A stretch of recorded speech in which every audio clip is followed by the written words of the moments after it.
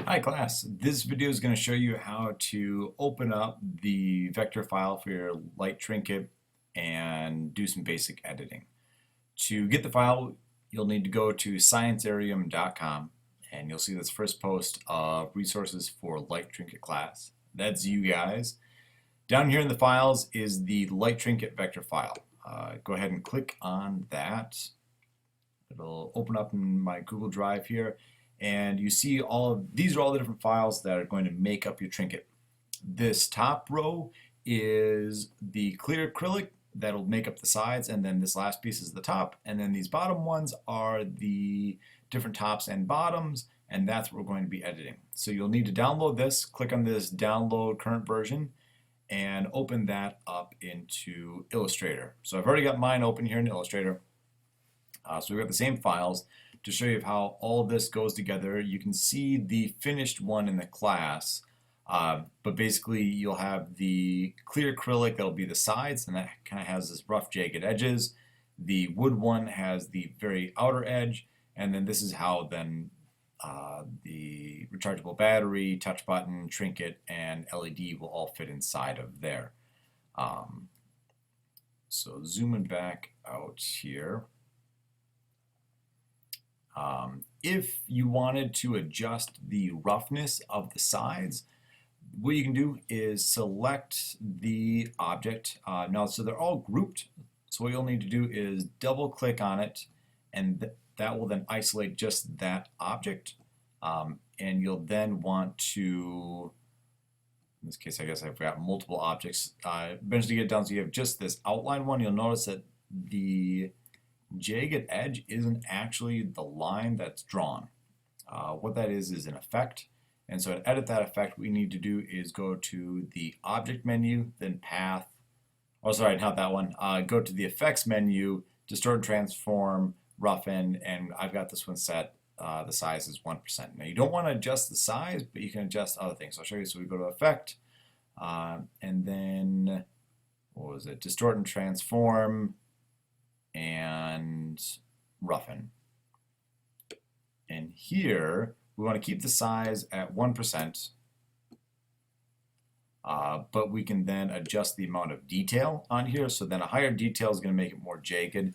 Now the laser, as it goes through, if it's too crazy like it is right here, it's just going to be melting a whole bunch and it won't be as jagged looking like that. So you'll want to keep it fairly small, between say like 0 and 15 would be about the highest that you'd want to go for this. I think so you can kind of experiment with it. I've already gone through and modified these.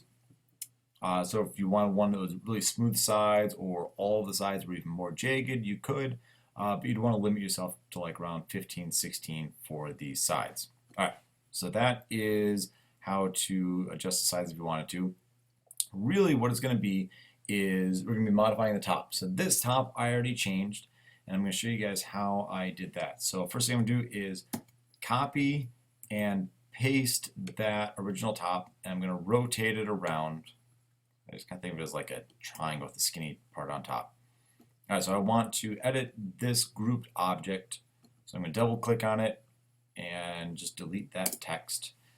The way I made this design is I selected this inner one. So this is what it will cut. So remember, with a laser cutter, it's going to cut any line that you see on the screen. So these holes are going to be cut out, and this will be the outside shape.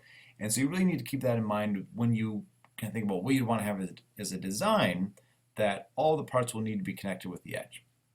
All right, so I've selected this inner one that'll be the cutout. And over here, I can select this eraser tool. And we've got other ones like the scissors and knife tool. We want the eraser one.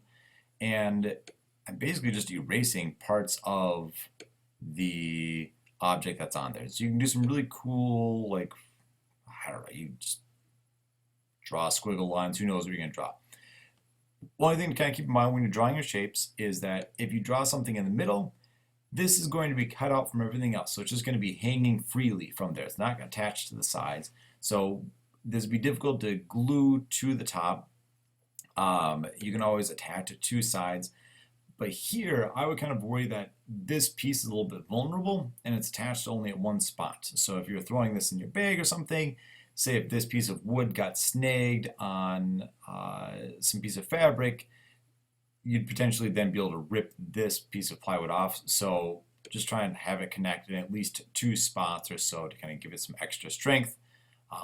All of these lines connect in 2 different spots, and so they should all be pretty safe.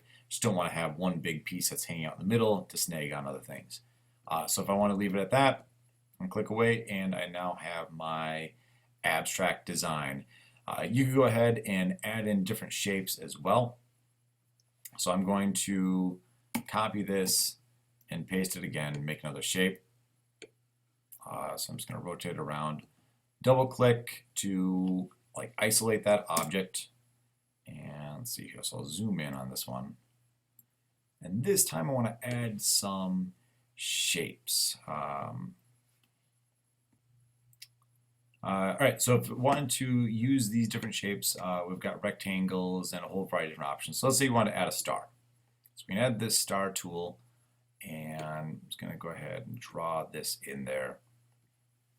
I'm going to adjust the star to where I'd want it to be. So I'm going to have it connect on a couple of different spots. And let's see, let's add a couple more. So I'm going to copy and paste this. Maybe I'll resize this down. Now if you hold down shift as you resize, it kind of keeps those dimensions in check, or the dimensions equal. And I'm not quite sure where I'm going with this star design. Let's add, all right, we'll add one more. We'll have this one kind of hanging off the side here. Okay, so I've got my stars going in different areas. As it is right now, every single one of these stars, all these outlines, the laser would cut. So we need to use the Pathfinder tool, which is a pretty handy little thing in Illustrator. And so we're going to select all of our objects. Now we want just this inner one. We're going to leave the outer one and those other circles. So I've selected all my stars in this inner triangle. And over here is the Pathfinder tool. And this has a bunch of different options for our shape modes, and what we want is this subtract from shapes. And what this does is it's going to take anything that's on the top layers and subtract that from my bottom layer. So in this case, what it ended up being is that the bottom layer is the triangle, so it's going to subtract out those other ones. So when I click on that, I can then kind of see my outlines, and I'll click expand, and there's my shape now. So now I've got all these star cutouts. So trying to think of how this would look. This is the part that will get cut out of the wood, so you'll be able to see through it. So you see the clear acrylic cover underneath it, and then into your light trinket. Same thing here. So the actual star shapes themselves will be wood. And just kind of make sure that like all of your pieces overlap. If I had a star that's hanging off here, that would just become loose once it actually gets cut. So there's a lot of different options you can do in playing around with that. You could find vector files online and play around with the Pathfinder tool. It's a little bit tricky, but you can do some really cool effects. And that is it for our modifying of the vector files for your light trinket. All right, one last thing, I totally forgot about this. The cover is attached by 3 different screws, and the design file that I was working with before didn't have the hole cutouts up here. I did have that one. You'll notice in the original example one that I made, it's got the 2 hole cutouts there. So it won't matter when the laser cutter is cutting this, because these are going to be empty spaces.